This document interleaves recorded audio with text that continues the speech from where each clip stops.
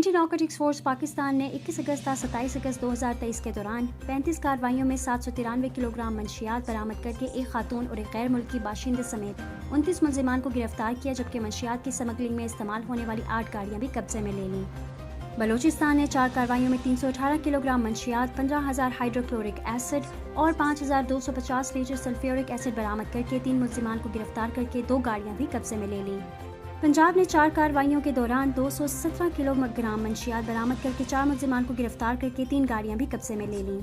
راولپنڈی نے 12 کارروائیوں کے دوران 151 کلو گرام منشیات برآمد کر کے ایک خاتون سمیت 14 ملزمان کو گرفتار کر کے 2 گاڑیاں بھی قبضے میں لے لیں۔ خیبر پختونخوا نے 11 کارروائیوں کے دوران 104 کلو گرام منشیات برآمد کر کے ایک غیر ملکی سمیت 8 ملزمان کو گرفتار کر کے ایک گاڑی بھی قبضے میں لے لی، جبکہ سندھ نے 4 کارروائیوں کے دوران 2 کلو گرام میتھ ایمفیٹامائن آئس برآمد کر لی۔